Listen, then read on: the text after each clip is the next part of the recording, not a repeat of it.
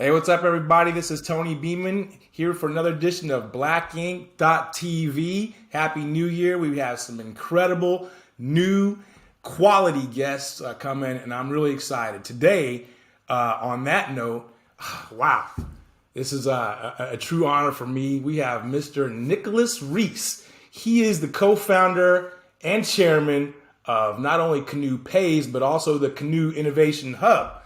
It's a payment service provider headquartered in Nassau, Bahamas. But Nicholas is a two-time Olympian. He's a fintech visionary, born in the Grand Bahamas. Man, we got a lot to get to.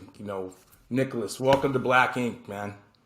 Tony, thank you so much. And, good day to all your listeners. It's certainly a pleasure and an honor to be here with you. And, thank you for inviting me. I'm a pretty humble guy, and, your accolades make me blush a little bit. So thank you very much for that gracious introduction. But, happy to be here and share with your listeners for sure. Yeah. Wow, man. I mean, man, how did so you're born in the Grand Bahamas, man. Tell us how you grew up and everything, and how you became the Olympic swimmer, And by the way, I mean, hey, I'm from Kansas, I luckily grew up swimming, But I remember when I took, when they taught us how to do the butterfly. I mean, that's on a whole nother level. Tell us about you, man. No, yeah, I get that.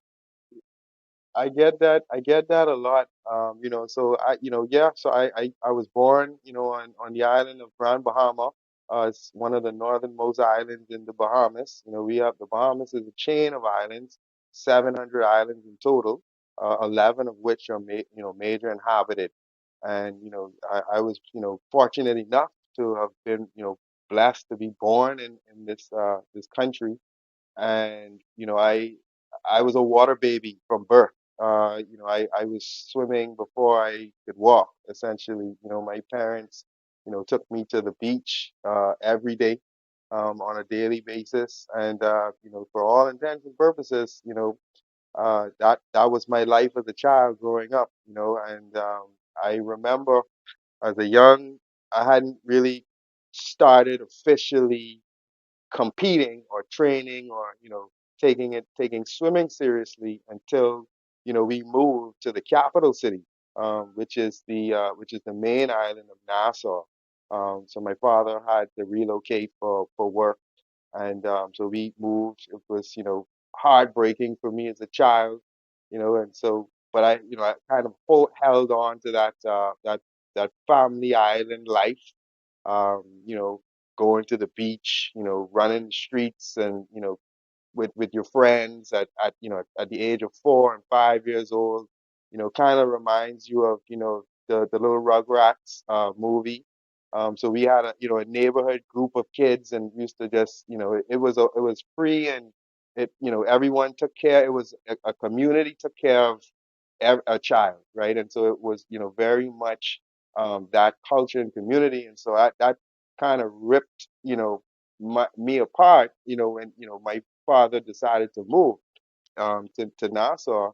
And I guess as a mode of comfort, I had my god brothers who had also previously moved from Freeport, Grand Bahama. They were in swimming. They were in a local club, and so my parents were like, "Hey, you go to swimming with your god brothers." And so I went there, and the first day I got moved from the beginner group to the advanced group, and I never looked back since that day. It's been a long journey, um, able to make two Olympic games, and I did swim the 100-meter butterfly. I tell people, I joke, often I said yes. I went to the Olympics and I swam the butterfly, and so people are always like, "Oh, you swam with Michael Phelps," and I was like, Yeah, yeah, yeah, I was man, like, yeah, yeah. I said, yeah. I said, well, actually, I didn't swim with Michael Phelps. I swam behind Michael Phelps. Still, And so that was a key difference. you were there, man. I mean, Yeah, so whatever. Yeah, it was, so, certainly it was a great experience. I had some wins and some successes in my career. I went to Ohio State, was fortunate enough to get a scholarship there, so I'm a Buckeye at heart. So don't hold that against me. If if anybody No, in man. I Michigan mean, watching the Ohio here, State. What? so yeah, Wow. it's been a real blessing in terms of affording me the ability to travel beyond the Bahamas and be exposed to different countries and different persons from all around the world. Today I have friends all over the world that I can call upon, that I can sleep on a couch in Spain, Germany, anywhere that you go. You have these real friends, and that's one of the things that I take with me is the Olympic values, and the Olympic, the three core Olympic values of, respect, friendship, and excellence. And I try to ingrain that in everything that I do, um, you know, and that it just in alignment with now the professional world that I find myself in. Wow, man, that is amazing. I mean, it's a no, it's no wonder that you've overachieved, since birth. And wow, thank you for sharing that. And then we fast forward, man, and now you got Kanoo, the leading Caribbean's leading what super app for a digital wallet marketplace. I mean, tell us about Sand Dollar, man. This is incredible. Yeah. So again, fortune, I guess, favors those who prepare and plan. And I think, you know, I read a book, a long time ago, Rich Dad Poor Dad, and in this book, you know, I I took three things I took from this book, and one of which was, if you want to be in business, understand accounting. Accounting is the backbone of a business. Uh, Secondly, work to learn and then work to earn. That really resonated with me in terms of, being from I guess, a quote unquote microwave generation where we want everything right away. Um, More so this generation now than my generation. But still, it resonated with me, coming from my generation is still very much now. Like we saw in the internet come into being, and we got accustomed to that, and so it really resonated with me from a standpoint to say, you know what, let me not focus on making money, let me focus on learning. And I embarked upon this path of knowledge seeking in my professional career, as well as other areas of my life. And so certainly, I always, and that's why I tell my kids, when you're developing yourself, right, every day you're gonna try to get better. And so you develop yourself along three planes, your mental plane, your physical plane, and your spiritual plane. And so those, seeking knowledge along those three planes has essentially led me to where I'm at today. Drawing on this knowledge, I then, I actually went ahead and did a CA, Chartered Accountant certification. So it took me 10 years. I studied with the Association of Certified Chartered Accountants in England and Wales, 14 exams, and finally, became a certified chartered accountant. Ended up kind of backing into my own accounting firm, and through that experience, started working a lot with entrepreneurs. Um, my father being one, um, having left his job when I went to college, he started his own water business, and so he was always coming up with business ideas. And he would have me do the business plans. So I started planning, doing business planning, learning how to plan. I spent years at a certain ceiling, making X amount of money that was barely livable, barely livable. Um, and so the sacrifice that I would have had to, take during this time, is this principle from this book, just work to learn, then work to earn. So it was just trusting that I would eventually get to a point of knowledge where opportunity would meet that access to knowledge, and I would be able to then springboard. So it's really about having that patience and walking down that road. I found myself early on getting married at the age of 25 with a child at 25 to my high school sweetheart. And, luckily, my first love, and we had to spend the first 4 years of our marriage with child living with my parents, because I was not making enough money to essentially pay the bills. So, here I am now, 15 years in marriage, multiple properties, income producing, have my own home, three children, and embarked in this new venture that is really transformative and is really meaningful and impacting lives on a daily basis. So I tell people out there to do what you can do until you can do better and focus on the learning. And as long as you're learning, you're advancing. And there'll be sacrifices that you have to make that you may not feel good about today, but it's in the sacrifice in that journey that will bring you to quote unquote the promised land at the end of the day.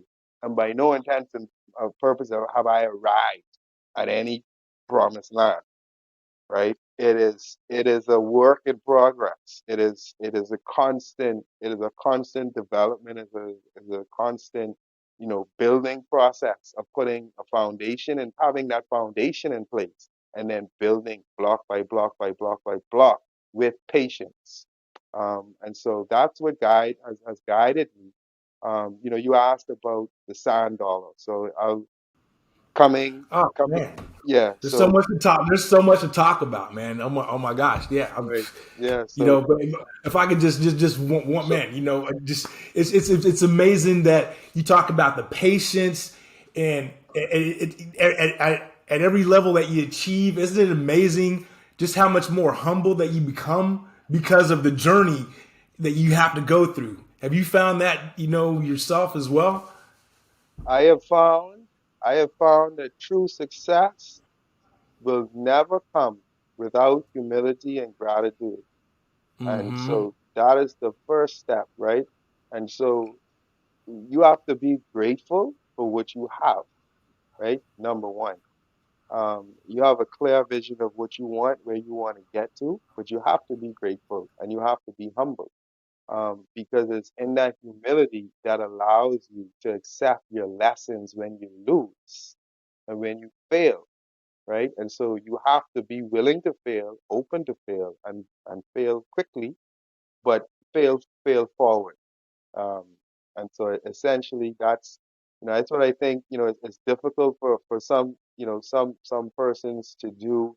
And I also too, I think for me, I think I had a unique experience as an athlete being a top athlete from the Caribbean record holder, going to Ohio State, being a top Big Ten, top three big in the Big Ten, top four in the United States, NCAA at one point in my career, now going to the Olympic Games, and you've got to sit small. You've got an experience in humility, right? Because you've got, so going and so athletes will let you know who is the dominant athlete in the room, right? And so there's there's this. So you've got to humility is something you learn quickly in sports.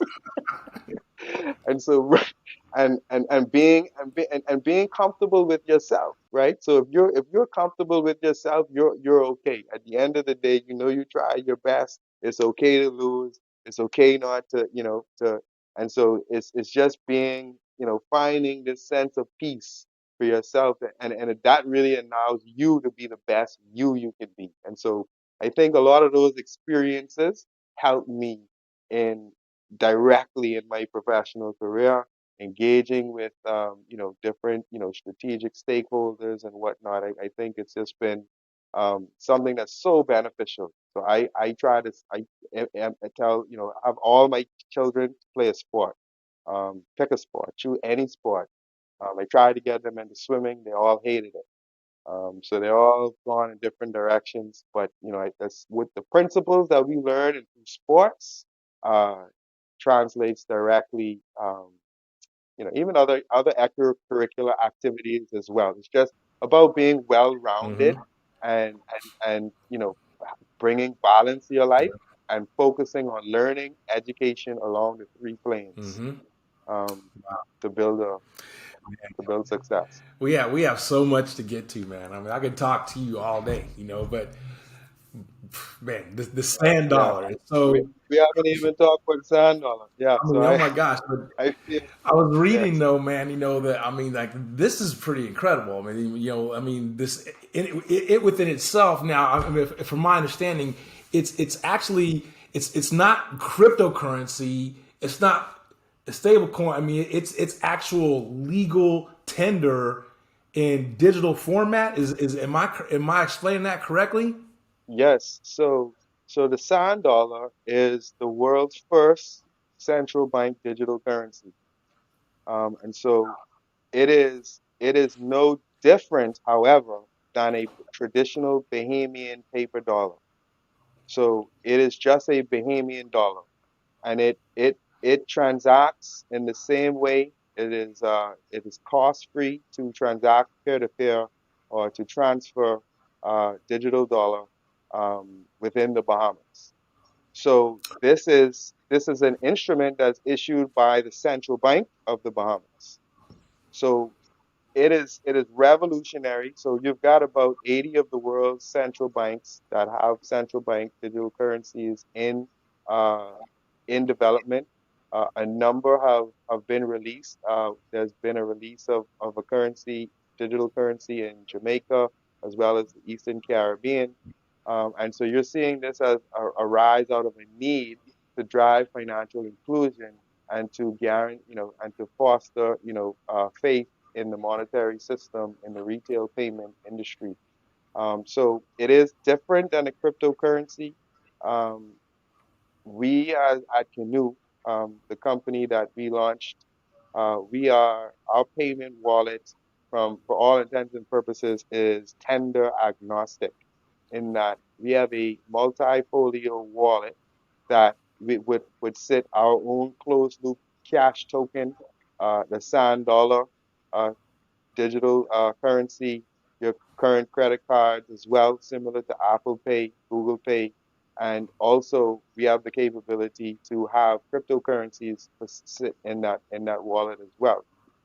So what we're really driving to market and implementing is and in delineating and making this distinction between CBDC and cryptocurrency, whether you're a CBDC enthusiast or a crypto enthusiast or not, we feel as though a retail payment is best effectuated by a sovereign currency, whether that be fiat or digital. So, as such, that this will be the wave of the future, we've begun building out infrastructure, tools, and resources for businesses and persons to transact at a PO at point of sale, online, or in store using the digital currency and also other tenders, such that if in the future individuals would like to pay with cryptocurrencies, that cryptocurrency would be facilitated at point of sale in an exchange or at an exchange, such that settlement would happen in the CBDC. And so that is where we see our model unfolding. We've built and developed what the beginnings of a super app concept, meaning that a marketplace of marketplaces within the app with a web-based component as well, in addition to a customer resource management tool that acts as your back-end banking and marketing engagement tool for businesses. And we give that to the average small business that enables small business to be up and running within 2 days with an online shop, a web presence, an app presence, and the ability to issue and distribute digital gift cards throughout the network, and to be in business. And so that is essentially transformative. We enable those businesses to accept credit cards as well online, as well as the digital currency. And in the future, we envision offering this exchange, crypto exchange at point of sale, with as a CBDC acquirer. And so these are some of the things that we've deployed in the market here in the Bahamas, and in the process of deploying throughout the Caribbean. And this is really to drive financial inclusion and empowerment. Everything we do within our business is about empowerment. We want to empower businesses and merchants. Our mantra is we don't make money until you do. And so Wow. we're driving fees down. We're increasing inclusion. We've eliminated the need for physical bank branches within our family islands, which has become a problem for us in the Bahamas, given the expense of maintaining a physical branch in a far-flung island that may not have the population to sustain it. So the digital infrastructure that we are putting in the Bahamas, which is driving and being built around a need, is what we're Mhm. engaged in today, and we're really excited about it. Um, we've actually won an RFP to build out and deploy the sovereign wallet technology for the government of the Bahamas for Mhm. Mhm. processing of CBDC transactions, expenditure as well as revenue.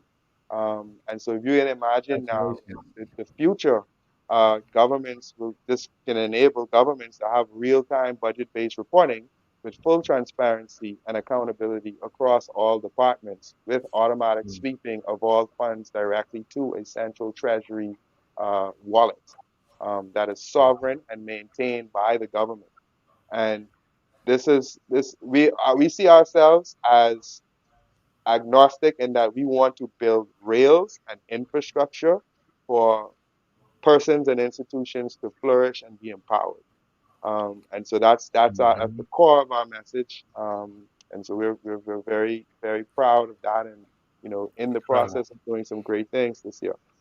Yeah, obviously the great Tim Draper, Draper University believes a lot in your vision.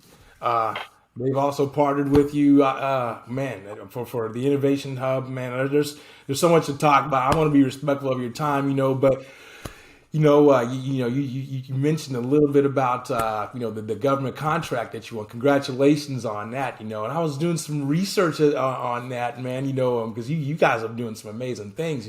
But I was also reading that you've overcome a lot of attacks internally from some countrymen. Talk can you talk about overcoming that, because hey, the higher you go and the more exposure you get, the more people attack you and all that. I mean, but I read that was very painful, because and you work so hard and stuff, man. Like how did you overcome that, and like how does that shape some of where your vision is today? Well, I can say that was a major milestone in our development as a company as well as professionals. We delivered a solution to a private entity within a period of 5 days that was deemed a national emergency in order to open the country up. They had received the contract to build a platform to monitor entrance and a COVID visa monitoring, and they needed a payment service provider. So we built an online plugin for the private entity. We plugged it in, and a week after deployment, the government then took over the whole program, and I mean the management of it, keeping the private entity involved with on the back end, and we were successful. We were successful in opening up the country. We got persons back to work. We got monies flowing back in the economy during the pandemic. And we also were able to deploy a digital voucher solution that enabled persons to receive food benefits without having to be in contact with physical vouchers and whatnot. And that still exists today. So there was, it just happened to be during a tumultuous time. Um, and again, in the essence of knowledge and learning, we embraced, we really learned a lot through this period. And we kept our head down. We knew what we were doing. We do everything we do as a company, we do it the right way, and we follow right principles so that we sleep well at night and we can rest our hats on anything that we do as a company. And so we rode out the storm. There was an election pending, and it became a political fire stick. And we went through the election. There was a change of government. The new government came in, new persons came in. They did a full review. They told us that we did nothing wrong, and we were good, and we actually continued providing the service. So it was justification in the end, and for our standpoint, we're politically agnostic. We want to build systems to empower people of the Caribbean and of the Bahamas. So we take it on the chin, um, and we continue to move on, and we continue to grow, and we'll continue to do the best we can do for any party, any government, any business. We completely embrace, any criticism, and I think it made us stronger. It made us better. We actually got more interest, and what we decided to do, rather than get negative or get offended, we said, you know what? Let us invest more in people. Let us allow people to get to know us better, because I think if if people start to interact more and we're able to share more, we can then empower more, and it will be an overall better community and better environment. And so that led to the thought process of the Kanoo Innovation Hub. Fortuitous, meeting one of our partners now in Trinidad, Zwede Hewitt, who is, an ambassador for Tim Draper in the Caribbean, setting up Draper Startup House. Zwede is an Olympian 400-meter, on a Commonwealth Games medalist. And so Zwede and I connected on a number of levels, and we engaged on this partnership, and this opportunity came up. And we were like, hey, this is a perfect opportunity to bring international resources, networks, access, tools, and a proven story and method in Canoe to really inspire some people, empower some other entrepreneurs, and give others an opportunity. And so that's what life is about. Everything you do, my father always taught me, whatever you do in life, make sure you're helping people. Make sure to help people. And so that's what we build our core mission and values around. And the Canoe Innovation Hub was something so special. We had over 40 persons go through the first program, and there's a number of persons now going through and gaining real value and real opportunity from that. So it's a real special special organization, and we look forward to doing a lot more in all of the communities and countries that we expand into. Fantastic, man. That's the mark of a truly a mark of a great leader, turning the negative into an amazing positive like you have. And man, we got to bring you back on for another edition. I want to be respectful of your time, and oh my gosh, man, we could talk all day about all kind of stuff. But hey, Tony, ladies and Tony, gentlemen, it was an honor and a pleasure to meet you and talk to you, and you as well, and man. We got to have you back on, man. all of your viewers, I wish them well. If I hope that they get some inspiration from this and their journeys in life, and just be positive and patient, and the world is abundant. go out there and dream big. Thank you so much, Tony. It was a blessing. Thank you very much. Thank Appreciate you. Wow. The great Nicholas Rees. Ladies and gentlemen, thank you very much for your time. Mr. Rees, thanks a lot for joining us today again for another edition of BlackInk.tv. My LinkedIn profile will be down here. Hit me up on LinkedIn. Let's connect, and we'll see you next time. Thanks a lot for joining us.